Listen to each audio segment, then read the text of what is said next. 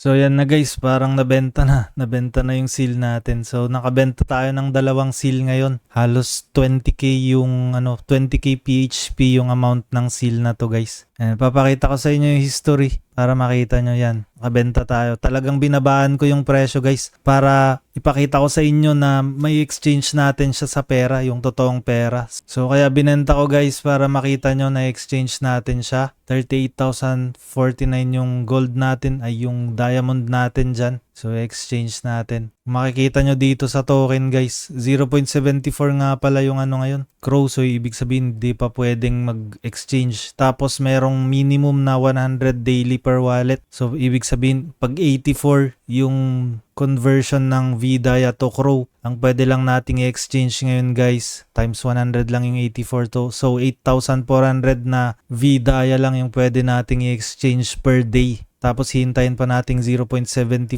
yung price ng Crow para ma-exchange yun. So halos 20,000 pesos guys yung may income natin ngayong araw. So walang sinabi yung 2k per day dito guys. 20k per day. So yan guys yung sinasabi ko kanina. 100 ang daily per wallet natin. So 8,400 lang ang pwede nating i-exchange per day. Gagawin lang natin, click lang natin to. O kaya ito i-max natin, max, tapos confirm. Yan, 8,400. Pag imimint natin siya sa Crow token, 0.73 na yung Crow token ngayon. So ibig sabihin hindi pa natin siya pwedeng i-exchange ngayon. Bukas guys, kapag naging 0.75 itong price ng Crow token, pwede na natin ulit i-mint ito. So i-click lang natin yung mint na yan. O kaya pwede nyo ding ibenta to. Kaso nga lang baka bannable yung ghost trade dito. Pwede nyo ding ibenta sa tao yung diamonds nyo. Ingat lang kayo dun guys. Baka bannable, hindi pa natin alam. Baka may nababan na sa pag-ghost trade dito. Sa mga hindi pa marunong mag-trade guys, meron akong ginawang video yung game to Gcash. Tignan nyo na lang yon para magkaroon kayo ng idea kung paano mag-trade from game using Una wallet, tapos dadalhin natin siya sa Phoenix Dex para i-exchange. So ang system doon, i-exchange natin itong Crow token. Kunyari na-mint na natin dito, token, yan, na-mint na natin dito. Ang mangyayari, magiging Crow token siya. Pupunta siya dito sa Una wallet na na-link dito sa account nyo. Tapos kapag nasa Una wallet na siya, i-exchange nyo ngayon from Crow to Wemix dollar. Tapos pag Wemix dollar na siya, pupunta kayo ngayon dun sa Wemix dollar to Wemix na exchange. Kapag Wemix na siya, dun nyo na pwedeng isend dun sa Gate.io or kahit anong exchange na may Wemix, kahit anong centralized exchange na may Wemix. Katulad ng MEXC Global, Gate.io, yung mga ganong klaseng exchange guys. Tapos kapag na-exchange nyo na sa MEXC Global, isend nyo ngayon ito sa mga centralized exchange na may P2P katulad ng Bybit. Yung Bybit nga pala guys, ilalagay ko yung link ng Bybit dyan sa description box. Para kapag i-exchange nyo na siya sa Gcash, mas safe guys yung Bybit. Meron ding Paymaya doon. So may bank din doon. Kaya yun na lang ang gamitin nyo. Trusted yun kasi na try ko na. Ay teka lang, may naisip ako guys. Try nating i-exchange ngayon to. So isa lang muna. So kapag lower daw ng 0.74 ang Crow token, hindi na daw tayo pwedeng mag-exchange ng VDAIA. I-check natin ngayon guys. Yan. Another wallet was used to trade on this account instead of the current connected. Another wallet daw. Tignan nga natin kung bakit. Yan. Ano na lang natin to. Scan lang natin to gamit yung Una wallet sa cellphone natin. I-scan ko lang saglit. Tapos, ko-connect natin ngayon. O nga pala guys, mag-subscribe kayo sa channel kasi susubukan din natin mag-exchange dun sa Wemix wallet tsaka sa Play wallet. Bali tatlo kasi yung wallet na pwede dito. So Una wallet pa lang yung ginagamit natin ngayon. Yan, na-scan na natin. Kiklik na natin tong mint. Tignan natin kung madadagdagan yung Crow dito. So ayan, cannot mint Crow token, market price is below 0.75 daw sabi nila. So parang loophole pala yung nagawa natin dun sa previous video natin guys, kasi nakapaglabas tayo ng token or nakapaglabas tayo ng pera dito kahit below 0.75 yung token ng Wemix dati. Ang ginawa ko lang guys, in-exchange ko yung Morion tapos ginawa ko siyang Crow. So pwede pala yun yung nagawa natin last time. So ibibili natin ngayon itong VDAIA ng mga Morion, tapos yung Morion na ang ilalabas natin para i-exchange natin sa Crow token, tapos Crow token to Wemix dollar, Wemix dollar to Wemix. So ganun yung gagawin natin. So back muna tayo dito, tapos bibili tayo ng Morion. Exchange, yan. Mamaya nga pala guys, dito sa video na to sasabihin ko din or ilalagay ko lahat ng timestamp ng pag-respond ng boss para makapag-loot din kayo ng seal of advancement or yung higher seal of advancement guys. Ay sayang, nabenta yung isang Morion, gagamitin sana natin yun eh. So pupunta tayo dito sa materials, yan Morion 100. Bibili tayo ngayon ng 10 Morion guys. Ito yung gagamitin natin na panglabas ng pera. So 1, 2, 3, 4, 5, 6, 7, 8, 9, 10. Yan, purchase natin ngayon yan. So 1,000, purchase natin. Ay, 9 item lang pala yung na-purchase natin. So bibili pa tayo ng dalawa. Ay, isa na lang, isa. Purchase, confirm. Tignan natin. 11, ay nasobrahan. Sobrang yung bili natin ng Morion guys. So pupunta tayo dito sa token, tapos Morion. Yan, try nating i-mint. Kapag gumana ito guys, pwede nating gamitin yon na loophole para makapaglabas pa rin tayo ng pera dito kahit na mas mababa yung Crow token ng 0.75. So check ko lang yung application ko guys. Yan, meron na. So i-click ko lang yung approve dito sa application ko, tapos yung password. Yan, okay na. Nagmi-mint na siya guys, pwede, gumana. So gumana yung Morion. Hindi ko lang alam kung malulugi tayo dito. Kasi 1,000 dayas yun eh, tapos 1 Morion lang yung kapalit. Yan, meron na tayong Morion na token guys. Oh. Pwede na natin tong i-exchange. Tapos ang next step natin dito, pupunta tayo dito sa Phoenix Dex. Tapos ika-calculate natin kung malulugi ba tayo dito sa Morion or hindi. Yung presyo ng Morion ngayon guys is 7.73 na Crow token. Pupunta tayo dito, tapos i-check natin kung equal lang sila. So 1,000, yun 1,008.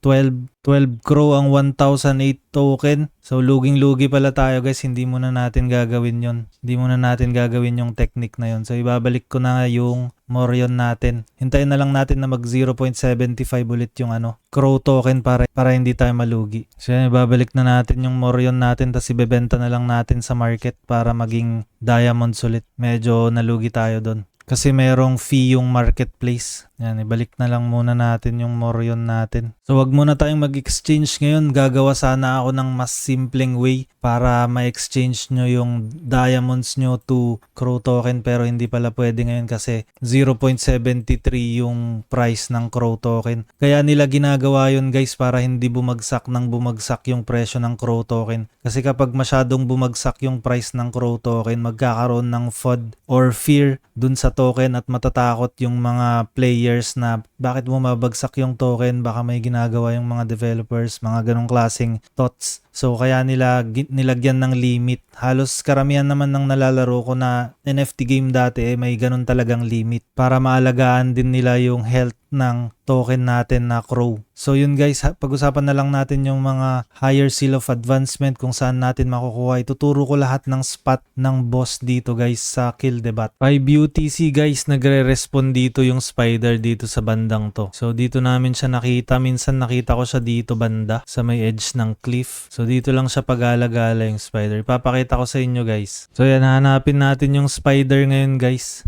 Dito lang banda yun. 5:06 UTC, makikita nyo dyan sa timestamp. Tapos pupuntahan na natin yung spider ngayon kasi nag-spawn na yun dito banda. Dito na yung mga Chinese guild. Makikita nyo dito. So yan, tinitira na nila guys yung spider. Buti naabutan pa natin. Pero 5 dapat para sakto. Kasi mabilis lang nilang patayin to. Malalakas na kasi itong mga players ng China, mga top players to. Tapos alam din nila kung saan nagre-respawn yung mga boss. Yan, dito banda guys. Papatayin natin to. Tapos yung drop nito, mataas yung chance na mag-drop siya ng seal. So every time na pumapatay kami ng mga boss dito sa Kill the Bot, ang taas ng chance nila na mag-drop ng seal. Dito yan sa Conquest of Belligerence guys, ilista nyo. Conquest of Belligerence 5 UTC. Pag-alagala yung spider dito. So andito na lahat yung mga nagtawag na yung mga kasama nila. Umiikot-ikot kasi yung mga yan guys para i-hunt lahat ng boss. So halos sila lahat nakakakuha ng mga seal kapag walang nagnanakaw sa kanila. Pero kami ninanakawan namin sila guys para hindi lang sila yung lumakas sa game na to. Tapos mamaya guys, ipapakita ko pa sa inyo lahat ng spot ng mga boss dito sa Kill the Bot. Tapusin nyo yung video guys kung gusto nyong makita lahat ng spot ng mga boss dito or yung mga mini boss. So yan, distansya lang muna ako guys kasi alam kong papatayin nila kami dyan. Susubukan kong agawin guys yung seal pero masyado silang madami, baka i-block nila kami. Baka hindi namin makuha. Dalawa lang kami nitong kasama ko na nag-i-steal ngayon kasi hindi namin kasama yung ibang ka-guild namin. So medyo mahihirapan tayo dito kasi halos 5 sila dito guys. May healer sila, meron yung tangke nila. Pwede na lang kaming i-block o kaya patayin. Subukan nating agawin. So ayan na, lapit na yun, seal. Ayun, nakuha nung Chinese guys.